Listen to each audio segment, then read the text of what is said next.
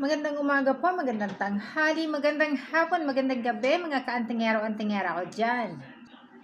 Halina po tayo, samahan po ninyo ako sa video na ito tungkol po sa paano ninyo malalaman kung ang tao or ang isang tao ay sinasapian ng engkanto or taong hindi nakikita.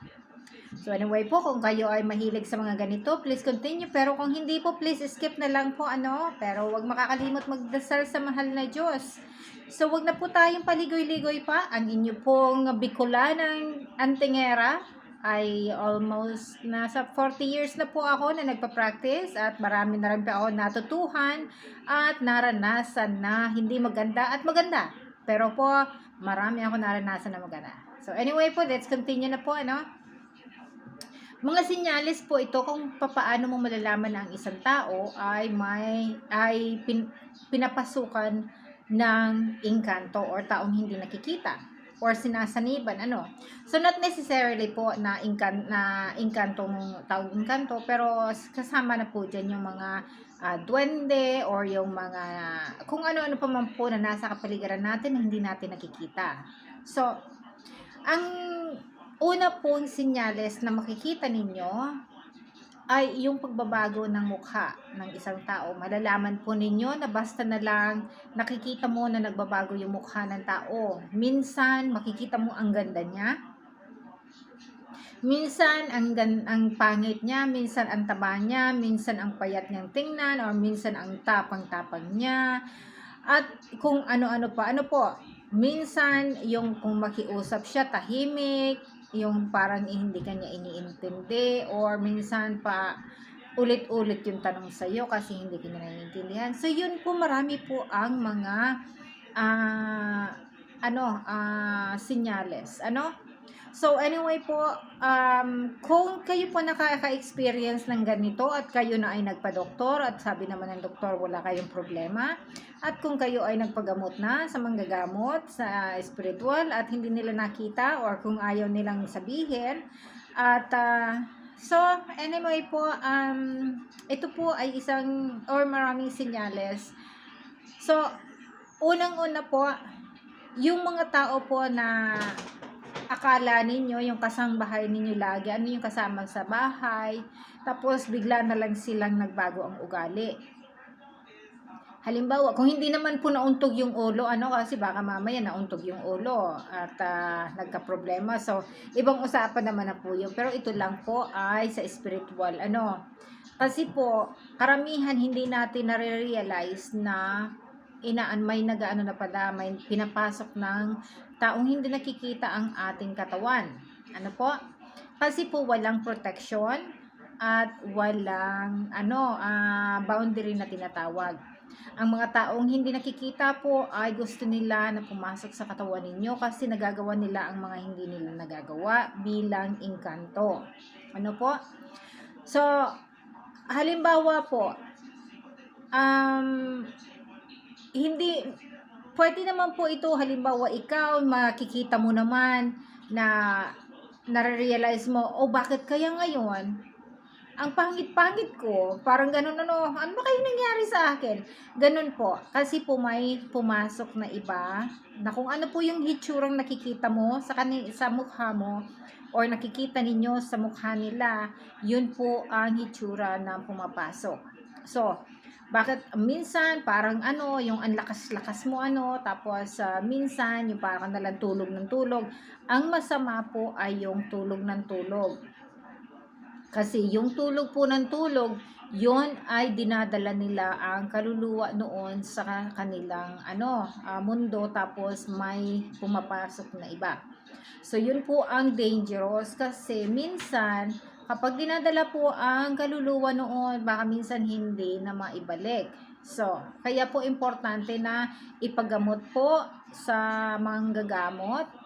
At kung yung engkanto naman o yung taong hindi nakikita or yung duwende or kung ano pa man sila, yung kapre or kung ano pa man na hindi naman talaga nakakadestroso ng katawan, gusto lang nilang maging kaibigan, pwede naman pong napapakiusapan sila na wag silang papasok sa katawan at diyan lang sila sa kasabay lang nila, diyan lang sa kapalibutan po ninyo, pwede po 'yon, napapakiusapan po 'yon.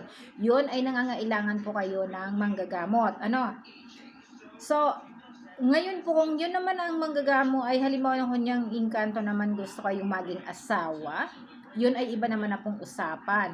Huwag po kayong minsan kapag pinahintulot po ay ano po, nawawala kayo tapos ibabalik kayo niyan kung ibalik, pero kung hindi, hindi po. So, yun na, kasi po yung mga yun hindi pwedeng maging ano ng tao kasi ibang usapan na po yan.